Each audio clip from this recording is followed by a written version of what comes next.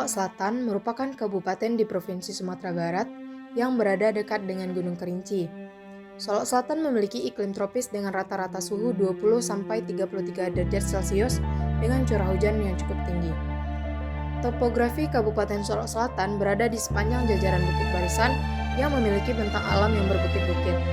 Sebagian besar dari daerah ini mempunyai kelerengan yang sangat curam dengan persentase 68,19% dan hanya sebagian kecil saja yang landai yaitu 13,86%. Dataran gelombang ini umumnya menempati wilayah bagian timur dari Lubuk Malapo, Kecamatan Sangir Jujuan.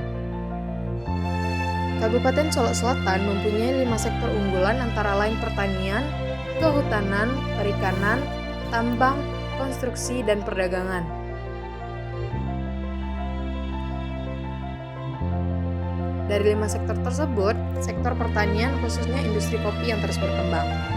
Kopi merupakan salah satu komoditi unggulan dan sumber pendapatan masyarakat di Kabupaten Solok Selatan.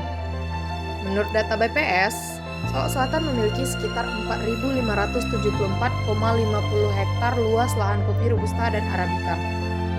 Koperasi Kopi Rakyat Lubuk Gadang adalah sebuah komunitas petani kopi di Kecamatan Sangir, Kabupaten Solok Selatan. Komunitas ini didirikan pada tahun 2020 oleh sekelompok petani yang terdampak oleh penurunan harga kopi akibat pandemi COVID-19.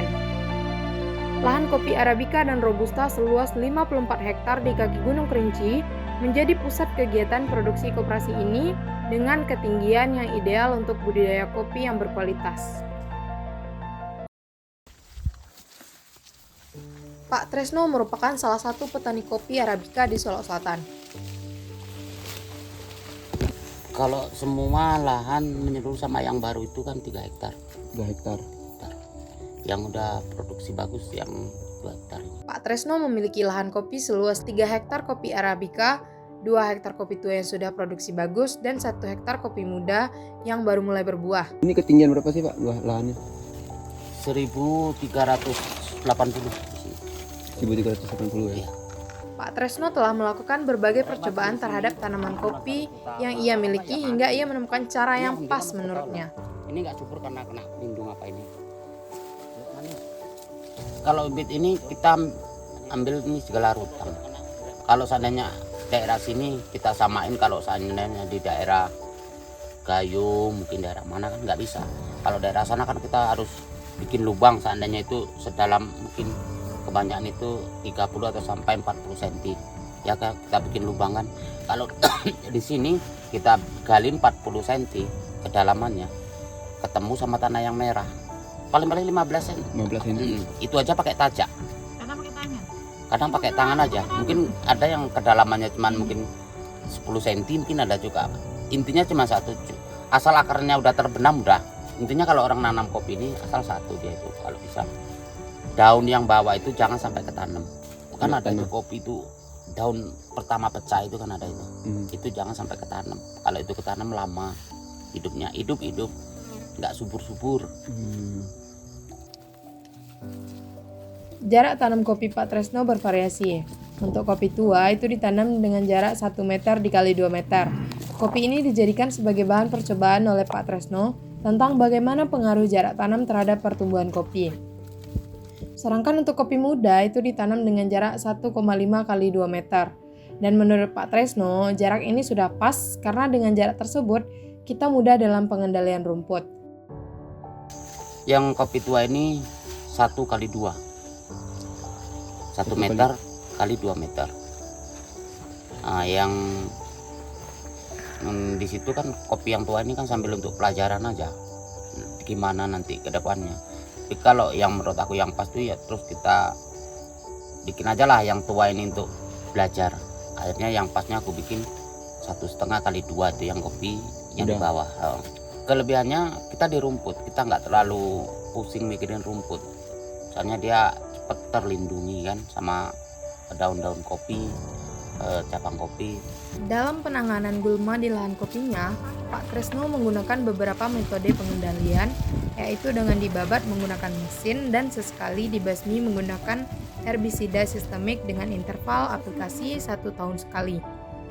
Variasi metode pengendalian gulma ini sesuai dengan rekomendasi Dharma Putra di tahun 2019 yang menyarankan pengendalian gulma terpadu untuk mengurangi resistensi dan dampak lingkungan dari penggunaan herbisida tunggal secara terus-menerus. Kalau sekarang kalau udah ada tanamannya kita kan cuma pakai dosis sedikit.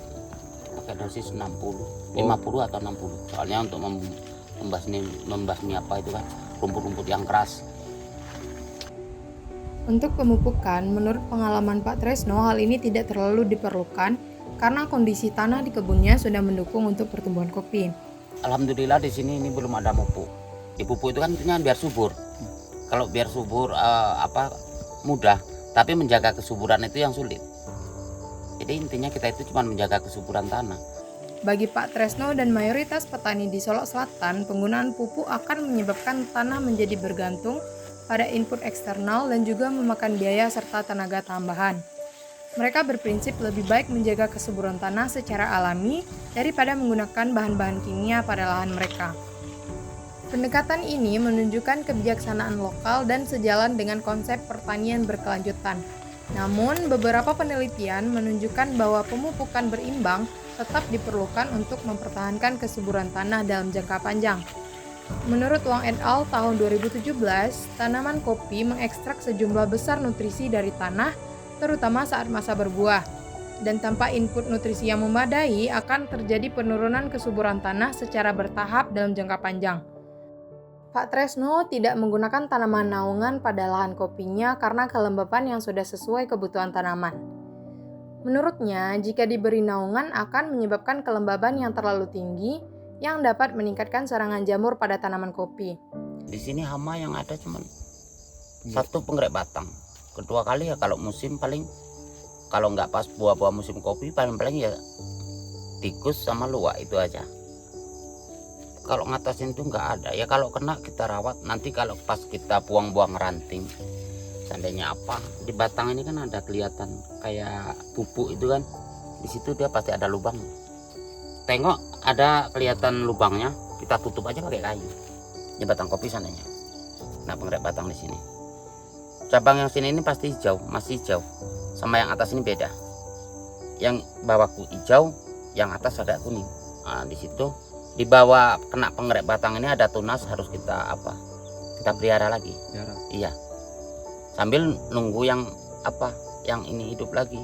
Biar pulih kayak dulu lagi. Penggerak batang di sini, ini tunas harus kita kalau enggak ya mati. Ini alhamdulillah masih ketolong. Ini enggak subur karena kena lindung apa ini. Untuk pemangkasan awal, petani melakukan pemangkasan saat kopi berusia 1-2 tahun dengan tujuan membentuk kerangka tanaman yang kuat.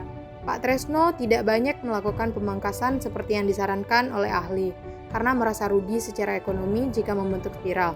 Karena menurut Pak Tresno, cabang yang dipangkas berpotensi menghasilkan buah kopi. Praktik pemangkasan yang dilakukan oleh petani koperasi kopi rakyat berfokus pada pembersihan putik-putik pada cabang di dekat batang utama. Jarak batang dengan cabang kembang minimal dijaga 20-23 cm dari batang utama.